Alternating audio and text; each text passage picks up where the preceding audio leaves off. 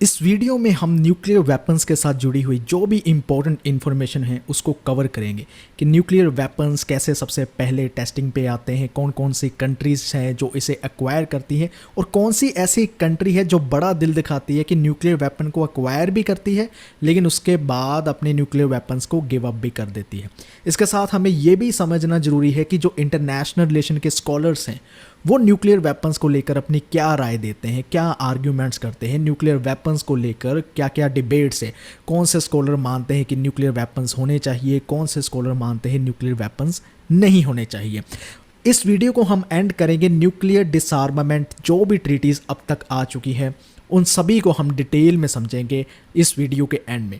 तो सबसे पहले हम बात करते हैं 1945 के टाइम की। एक ऐसा टाइम जब यूएस अपना सबसे पहला न्यूक्लियर टेस्ट करता है जिसे ट्रिनिटी टेस्ट कहते हैं। ये न्यू मैक्सिको के डेजर्ट में किया जाता है टेस्ट और इसी टेस्ट के साथ जो मनुष्य है वो एटॉमिक एज में दाखिल हो जाता है। और सिर्फ यूएसए न्यूक्लियर टेस्ट नहीं करता, वो न्यूक्लियर वेपन को यूज़ भी करता है जापान के अगेंस्ट अगस्त 1945 में। पहली बार जापान के अगेंस्ट ही न्यूक्लियर वेपन को यूज़ किया और आखिरी बार भी यही टाइम था जब न्यूक्लियर वेपन को यूज़ किया, यानी 1945 के बाद कभी भी किसी कंट्री ने न्यूक्लियर वेपन को यूज़ नहीं किया, भले उन्होंने न्यूक्लियर वेपन को एक्वायर कर लिया हो। न्यूक्लियर टेक्नोलॉजी इस लेवल पर स्प्रेड होती है कि आज 9 न्यूक्लियर स्टेट ऐसी है जिनके पास अपने न्यूक्लियर वेपन्स हैं। ग्लोबलाइजेशन के चलते हुए और कोल्ड वॉर ख़त्म होने के बाद न्यूक्लियर वेपन्स को लेकर हम देखते हैं कि कई सारे नए चैलेंजेस आते हैं। जैसे कि सबसे पहले आता है growth of nuclear energy. Nuclear energy की ग्रोथ होने लगती है। इसका मतलब है कि हर कंट्री चाहती है कि हमारी कंट्री में भी न्यूक्लियर एनर्जी को प्रोड्यूस करने के लिए टेक्नोलॉजी हो। दूसरा बड़ा खतरा ये है कि nuclear weapons can be loose nuclear weapons. इसका मतलब ये है कि जो कंट्रीज न्यूक्लियर वेपन्स एक्वायर कर सकते हैं, हो सकता है कि कुछ इलेजिटिमेट ग्रुप जैसे टेररिज्म ग्रुप है वो न्यूक्लियर वेपन को किसी तरह से हथियार ले, एक्वायर कर ले। और न्यूक्लियर टेररिज्म जो है इसके साथ बढ़ता जा रहा है। कहने का मतलब है जितनी कंट्रीज न्यूक्लियर वेपन को एक्वायर करती जाएंगी, न्यूक्लियर वेपन इंक्रीज होते जाएंगे, दुनिया में दहशत फैलती जाएगी। न्यूक्लियर टेररिज्म इसे कहते हैं। एक और बड़ी प्रॉब्लम है कि इजराइल, ईरान और नॉर्थ कोरिया जैसी कंट्री, इन पर विश्वास कम है इंटरनेशनल कम्युनिटी को। उन्हें लगता है कि अगर इन कंट्रीज़ के पास न्यूक्लियर टेक्नोलॉजी, न्यूक्लियर वेपन होंगे तो बहुत बड़ा खतरा बन सकता है इंटरनेशनल कम्युनिटी के लिए। तो ये भी अपने आप में एक प्रॉब्लम बनती है।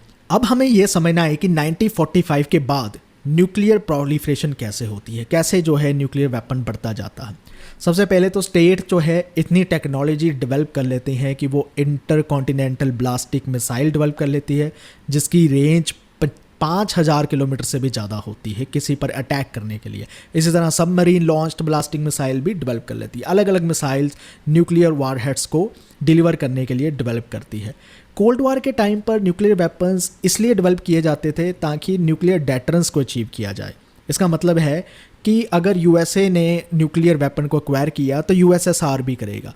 इसका मतलब यह है कि वो उसे डेटर करना चाहता है, उसे रोकना चाहता है। अगर दोनों के पास न्यूक्लियर वेपन होंगे तो दोनों सोचेंगे कि मुझे क्या अटैक करना चाहिए। अगर मैं अटैक करूंगा बदले में उसने भी कर दिया तो हम दोनों ही ख़त्म हो जाएंगे, जिसे म्यूचुअली अश्योर्ड डिस्ट्रक्शन कहते हैं।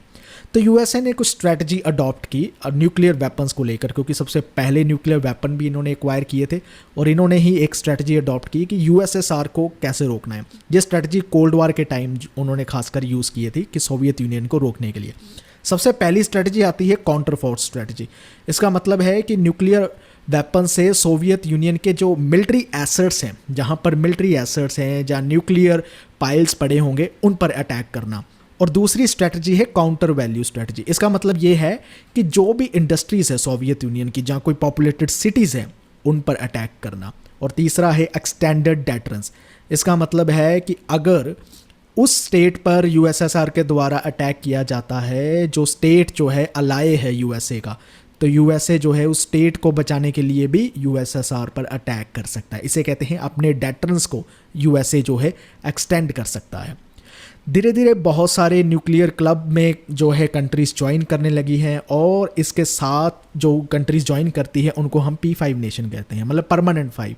यूनाइटेड नेशन सिक्योरिटी काउंसिल में उन्हीं कंट्रीज़ को परमानेंट पोजीशन भी दी जाती है जो न्यूक्लियर पावर अक्वायर कर चुकी थी। तो आप देख सकते हैं कि यूनाइटेड नेशन क्या न्यूक्लियर पावर को रोकना चाहता था या बढ़ावा देना चाहता था, जब वो परमानेंट सीट्स इनको देता है जिन कंट्रीज़ के पास न्यूक्लियर वेपन्स है। तो इन स्टेट को P5 कहा जाता है, जैसे मैंने बता दिया कि परमानेंट 5 यूनाइटेड सिक्योरिटी काउंसिल के ये परमानेंट मेंबर है। अगर 2002 का डाटा देखें तो उसमें पता चलता है कि USA और रशिया दो ऐसी कंट्री है जिनके पास 98% न्यूक्लियर वार हेड्स है, यानी न्यूक्लियर वेपन्स है। मतलब अगर ये दो कंट्रीज़ भी मिलकर ये डिसीजन ले लें कि हम न्यूक्लियर वेपन को गिव अप कर देंगे, तो दुनिया में से 98% जो न्यूक्लियर वेपन्स है वो अपने आप ही ख़त्म हो जाएंगे। तो सबसे पहले इन कंट्रीज़ को डिसीजन लेना होगा, फिर बाकी कंट्री जो है हो सकता है कि वो भी इनको फॉलो कर ले।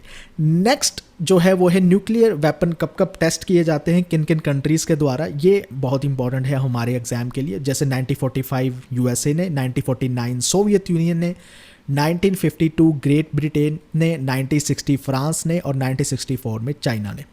दैन 1966 में इज़राइल ने भी टेस्ट किया था, लेकिन उसे एलिज्ड कोल्ड टेस्ट कहते हैं। एलिज्ड इसलिए क्योंकि इज़राइल ने ऑफिशियली या पब्लिकली कभी नहीं बताया उसने कोई न्यूक्लियर टेस्ट कंडक्ट किया है या नहीं, अभी तक नहीं बताया। 1974 में इंडिया अपना फर्स्ट न्यूक्लियर टेस्ट कंडक्ट करता है, जिससे वो पीसफुल न्यूक्लियर एक्सप्लोजन कहता है और हम उसे पोखरम 1 टेस्ट के नाम से जानते हैं। और 1979 में इज़राइल और साउथ अफ्रीका दोनों मिलकर भी टेस्ट करते हैं, इसे वेला इंसिडेंट भी कहते हैं। और 1998 में इंडिया और पाकिस्तान दोनों ही न्यूक्लियर वेपन एक्वायर कर लेते हैं। 2006 में नॉर्थ कोरिया भी इस रेस में शामिल हो जाता है और वो भी न्यूक्लियर वेपन एक्वायर कर लेता है। इसके बाद हमें समझना है कि न्यूक्लियर प्रोलिफरेशन को लेकर क्या क्या डिबेट्स है, बढ़ते हुए न्यूक्लियर वेपन्स पर क्या क्या इश्यूज है या कौन सी ऐसी बातें हैं जिन पर चिंता जाहिर की जाती है इंटरनेशनल रिलेशन स्कॉलर के द्वारा। तो सबसे पहले तो हमें ये समझना होगा कि न्यूक्लियर प्रोलिफरेशन को हम कैसे समझ सकते हैं। इसको हम दो तरीके से समझते हैं। पहला है न्यूक्लियर ओपेसिटी। जैसे इजराइल जैसी कंट्रीज़, इनके पास न्यूक्लियर वेपन है या नहीं है किसी को कंफर्म ही नहीं है, सिर्फ सस्पिशियस है, शक है कि इसके पास है, लेकिन कोई भी प्रूफ नहीं है।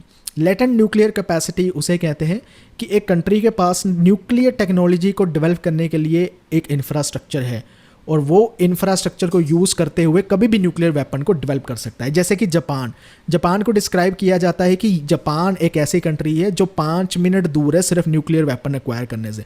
मतलब जापान चाहे तो अपने सेम इंफ्रास्ट्रक्चर को यूज़ करते हुए न्यूक्लियर वेपन डेवलप कर सकता है। एक और चीज़ इसके साथ समझनी है कि क्यों हर एक कंट्री जो है न्यूक्लियर एनर्जी चाहती है, जहाँ चाहती है कि जो है न्यूक्लियर वेपन हमारे पास हो, उसके पीछे मोटिवेशन क्या है। कई सारे रीज़न रहते हैं। पहला रीज़न रहता है सिक्योरिटी को लेकर, दूसरा रहता है डोमेस्टिक पॉलिटिक्स को लेकर।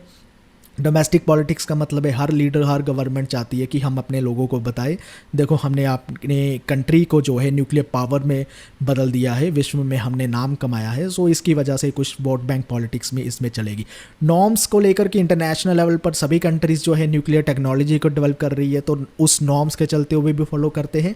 और लास्ट है पॉलिटिकल इकोनॉमी को भी ध्यान में रखते हुए न्यूक्लियर टेक्नोलॉजी को डेवलप किया जाता है, क्योंकि ये जो एनर्जी है काफ़ी एफिशिएंट मानी जाती है, जिसके लिए इकोनॉमी का भी जो है उनमें फ़ायदा हो सकता है। सो इन सभी चीज़ों के साथ हमें ये भी समझना है कि ऐसे कौन से स्कॉलर हैं जो कहते हैं कि न्यूक्लियर वेपन्स होने चाहिए, जिसे हम कहते हैं वो प्रोलिफरेशन ऑप्टिमिज्म में मानते हैं। और ऐसे कौन से स्कॉलर हैं जो कहते हैं न्यूक्लियर वेपन नहीं होने चाहिए, वो पेसिमिज्म में आते हैं। सबसे पहला नाम आता है केनेथ वाल्स का। ये कहते हैं कि जैसे जैसे दुनिया में न्यूक्लियर वेपन्स बढ़ते जाएंगे, अभी तो 9 कंट्रीज़ है, इसके साथ और भी कंट्रीज़ न्यूक्लियर वेपन्स एक्वायर करते जाएंगे, तो दुनिया में एक्चुअली स्टेबिलिटी बढ़ती जाएगी। स्टेबिलिटी क्यों बढ़ती जाएगी? क्योंकि जैसे जैसे ज़्यादा न्यूक्लियर वेपन डेवलप होते जाएंगे तो ज़्यादा चांसेस होंगे डेटरेंस के, ज़्यादा चांसेस होंगे जो दूसरी कंट्रीज़ हैं उनकी डिफेंस कैपेबिलिटीज़ इंक्रीज़ हो जाएगी। सो इसका मतलब है जो जो न्यूक्लियर वेपन्स कंट्री बन जाएगी वो एक दूसरे के लिए सोचेंगे क्या मुझे दूसरी न्यूक्लियर वेपन कंट्री पर अटैक करना चाहिए, तो वो करेगी नहीं, कम करेगी, कम जो है रिस्की डिसीजन लेगी, तो जिसके चलते हुए वार के चांसेस भी कम हो जाएंगे। सो न्यूक्लियर वेपन्स जो है आने की वजह से वार को स्टार्ट करना बहुत मुश्किल हो जाएगा। और केनेथ वाल्स कहते हैं न्यूक्लियर वेपन को हमें वेलकम करना चाहिए, इसको रोकना नहीं चाहिए, इसलिए अगर ये बढ़ते हैं तो टेंशन नहीं लेनी चाहिए। और स्कॉट सैगन इसके साथ कहते हैं कि न्यूक्लियर वेपन दुनिया में तबाही मचा देंगे, डिवास्टेशन होगा न्यूक्लियर वेपन का बढ़ना दुनिया में। किस तरह से? क्योंकि डेटरेंस कभी कभी फेल भी हो सकता है। मान लीजिए एक कंट्री ने न्यूक्लियर वेपन को एक्वायर किया, लेकिन उसकी जो सिविलियन गवर्नमेंट है वो अपनी न्यूक्लियर फैसिलिटीज़ पर कंट्रोल गवा बैठती है और वहाँ की जो मिलिट्री ऑर्गेनाइजेशन है वो न्यूक्लियर वेपन को अपने बाइसेस को लेकर भी यूज़ कर सकती है, वार को बढ़ावा भी दे सकती है और उसके चलते हुए न्यूक्लियर वेपन को आसानी से यूज़ करने की कोशिश करेगी। अब हम समझना है कि न्यूक्लियर पोस्चर, किस स्कॉलर ने न्यूक्लियर पोस्चर की बात की है। जैसे विपिन नायरंग ने 3 तरह के न्यूक्लियर पोस्टर बताए हैं, मतलब 3 स्टैंड बताए हैं जो एक कंट्री ले सकती है जिसके पास न्यूक्लियर वेपन है। तो सबसे पहला स्टैंड या पोस्टर लेती है उसे कहते हैं कैटालिटिक। इजराइल जैसे, इजराइल के पास कोई सर्वाइवल वेपन नहीं है, मतलब इजराइल पर कल कोई अटैक कर देता है तो इजराइल को दूसरी कंट्री पर, थर्ड पार्टी पर डिपेंड रहना पड़ेगा अपने सर्वाइवल के लिए। वो उसे रिक्वेस्ट करेगी कि आप जो है मेरे बिहाफ पर जो है अटैक कीजिए दूसरी कंट्री पर, मुझे जो है डिफेंड कीजिए। तो ये दूसरी थर्ड पार्टी पर डिपेंड रहती है, इसे कहते हैं कैटालिटिक पोस्टर।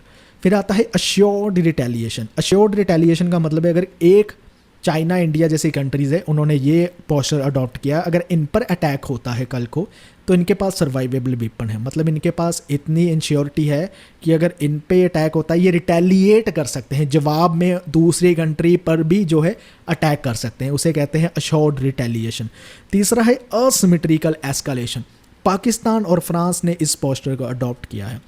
इसका मतलब ये होता है कि अगर आप पर ज़रूरी नहीं कि न्यूक्लियर अटैक किया जाए, आप पर कन्वेंशनल अटैक किया जा सकता है, आर्मी लेकर, टैंक्स लेकर, ठीक है, एयरफोर्स लेकर आप पर अटैक किया जाता है, लेकिन आप जवाबी कार्रवाई में ज़रूरी नहीं आप भी सेम वेपन्स यूज़ करो, रैदर आप न्यूक्लियर वेपन्स यूज़ कर सकते हो।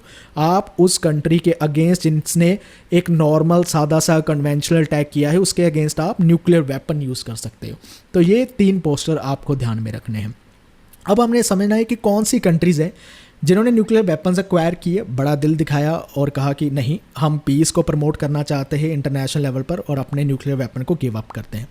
तो सबसे पहला नाम आता है साउथ अफ्रीका का। 1993 में साउथ अफ्रीका के प्रेसिडेंट FWD क्लर्क ने ये अनाउंस किया कि साउथ अफ्रीका ने 6 न्यूक्लियर वेपन डेवलप किए हैं, लेकिन हम जो है इस न्यूक्लियर वेपन को गिव अप कर रहे हैं, रिलिंक्विश कर रहे हैं और हम जो है न्यूक्लियर नॉन प्रोलिफरेशन ट्रीटी को ज्वाइन कर रहे हैं क्योंकि हम पीस चाहते हैं, हम नहीं चाहते न्यूक्लियर वेपन जो है दुनिया में हो। इसी के साथ सोवियत यूनियन की जो प्रीवियस स्टेट थी, farmer state Kazakhstan, Belarus, Ukraine जब इंडिपेंडेंट होती है तो सोवियत यूनियन के कुछ न्यूक्लियर वेपन इनको इनहेरिटेंस में मिलते हैं। तो लेकिन ये डिसीजन लेते हैं कि हम ये तीनों कंट्रीज़ ये डिसाइड करती हैं कि हम ये न्यूक्लियर वेपन्स नहीं रखेंगे, हम इनको गिव अप करते हैं और हम जो है न्यूक्लियर नॉन प्रोलिफरेशन ट्रीटी को साइन करते हैं, ज्वाइन करते हैं। तो ये कुछ कंट्रीज़ थी जिनके पास न्यूक्लियर वेपन्स भी आए, मौका भी आया, लेकिन इन्होंने बड़ा दिल दिखाकर जो है न्यूक्लियर वेपन्स को जो है गिव अप कर दिया। अब बारी आती है न्यूक्लियर डिसआर्मामेंट ट्रीटीज़ की। इसको टाइमलाइन के जरिए हुए समझते हैं कि कौन कौन सी ट्रीटीज़ कब आई और उसके क्या मायने थे। जैसे 1959 में अंटार्कटिक ट्रीटी आती है। ये क्या प्रोहिबिट करती है? टेस्टिंग करती है कि अंटार्कटिका में टेस्टिंग भी नहीं कर सकते आप न्यूक्लियर वेपन्स को लेकर और ना ही वहाँ पर किसी तरह के न्यूक्लियर वेपन को डिप्लॉय कर सकते हैं। फिर पार्शियल टेस्ट बैन ट्रीटी आती है 1963 में। ये कहती है कि एटमॉस्फेयर में, अंडर वाटर पर और आउटर स्पेस पर आप टेस्ट नहीं करते। तो फिर बचा क्या? बचा है आप अंडरग्राउंड जो है टेस्ट कर सकते हैं। सो इसने टेस्ट को, न्यूक्लियर टेस्ट को बैन करने की कोशिश की, लेकिन पार्शियली, फुली तरीके से नहीं की।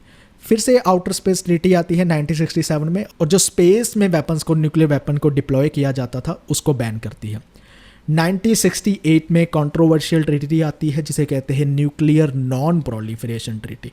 अब इस ट्रीटी के क्या मायने थे? इसका ये एक पर्पस था कि जो भी नॉन न्यूक्लियर स्टेट्स होंगी, मतलब जिनके पास अभी न्यूक्लियर वेपन नहीं है, उनको रोकना कि वो न्यूक्लियर वेपन कहीं एक्वायर ना कर जाए। और दूसरी चीज़ है जो परमानेंट 5 न्यूक्लियर जिसे वेपन कंट्रीज़ कहते हैं, वो अपने वेपन्स को धीरे धीरे रिड्यूस करेगी और रिमूव करेगी, यानी एलिमिनेट भी करेगी वेपन्स को। कई कंट्रीज़ ने NPT पर साइन किया लेकिन इंडिया ने रिफ्यूज़ कर दिया कि ये ट्रीटी जो है डिस्क्रिमिनेटरी है। जिनके पास वेपन नहीं है आप उनको वेपन करने से रोक रहे हो और अपने पास वेपन आप रख रहे हो, ऐसे कैसे हो सकता है?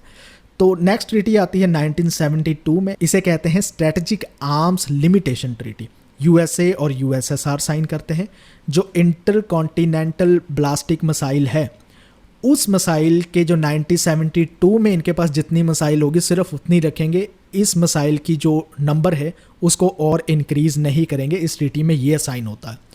1972 में एंटी ब्लास्टिक मिसाइल ट्रीटी भी आती है। इसमें जो एंटी ब्लास्टिक मिसाइल है USA और USSR के पास, उसके नंबर को लिमिट करने की बात करती है। 1979 में स्ट्रेटेजिक आर्म्स लिमिटेशन ट्रीटी आती है। ये जो नए मिसाइल प्रोग्राम है उसको बैन करती है और जो लॉन्ग रेंज मिसाइल्स हैं, ठीक है, उसको लिमिट करती है 1320 नंबर तक, यानी 1320 से ज़्यादा जो मिसाइल है वो नहीं रखी जाएगी। फिर 87 में इंटरमीडिएट न्यूक्लियर फोर्स ट्रीटी आती है, INF ट्रीटी जिसे कहते हैं। ये एलिमिनेट करती है हर तरह के जो भी इंटरमीडिएट न्यूक्लियर वेपन्स है उसको एलिमिनेट करती है। USA और USSR इसे साइन करते हैं। फिर 1991 में स्ट्रेटेजिक आर्म्स रिडक्शन ट्रीटी आती है। ये भी लिमिट करती है न्यूक्लियर वार हट्स को और डिलीवरी सिस्टम को। फिर START 2 आती है 1993 में और ये भी लिमिट्स करती है कुछ न्यूक्लियर वारहेड्स को और एलिमिनेट करने की बात करती है कि कुछ सर्टन कैटेगरीज जो हमारे पास न्यूक्लियर मिसाइल्स या वेपन है उसको हम एलिमिनेट करेंगे। 1996 में कॉम्प्रिहेंसिव टेस्ट बैन ट्रीटी आती है। ये बैन करती है कि आप किसी भी तरह के टेस्ट नहीं कर सकते। सो एक कंट्री अगर किसी तरह के न्यूक्लियर टेस्ट भी नहीं कर सकती, इसका मतलब क्या होगा? इसका मतलब ये होगा कि वो न्यूक्लियर वेपन भी नहीं एक्वायर कर सकती। CTBT भी अपने आप में एक कंट्रोवर्शियल ट्रीटी रहती है। इसे USA, China, India, Pakistan, North Korea sign नहीं करते, रेटिफाई ही नहीं करते। 2002 में SORT आती है जिसे स्ट्रेटेजिक ऑफेंसिव रिडक्शन ट्रीटी कहते हैं। इसको मॉस्को ट्रीटी के नाम से भी जाना जाता है। इसमें लिमिट किया जाता है कुछ न्यूक्लियर वारहेड्स को। ज़्यादा जो ट्रीटीज़ हैं वो लिमिट्स ही कर रही हैं, न्यूक्लियर वेपन्स को या टेस्ट को एलिमिनेट करने की बात कम करते हैं। तो 2010 में जिसे न्यू स्टार्ट ट्रीटी कहते हैं और इसे प्राग ट्रीटी भी कहते हैं, ये दोनों साइड के USA और रशिया के जो भी न्यूक्लियर वारहेड्स है उसको लिमिट करती है 1550 तक। और SORT ट्रीटी में जो भी डिसीजन लिया गया था उसका भी 30% रिडक्शन करने को कहती है। और START 1 में जो डिसीजन लिया गया था उसका कुल मिलाकर 74% रिड्यूस करने के लिए कहती है, जो भी न्यूक्लियर वेपन्स इन दो कंट्रीज़ के पास है। तो इसी के साथ इस वीडियो के एंड में आते हैं हम। उम्मीद करता हूँ आपको न्यूक्लियर वेपन्स के जो डिटेल है, जो डिबेट्स हैं, कब कब आई, किन कंट्रीज़ के पास है, किन्होंने गिव अप की, इन्हीं के साथ जुड़ी हुई जो टर्म्स हैं वो समझ में आई होंगी और जो इंटरनेशनल स्कॉलर्स के आर्ग्यूमेंट्स हैं, डिबेट्स हैं, वो समझ में आए होंगे। तो इस वीडियो को ख़त्म करते हैं। इस वीडियो को देखने के लिए आपका बहुत बहुत धन्यवाद। Thank you.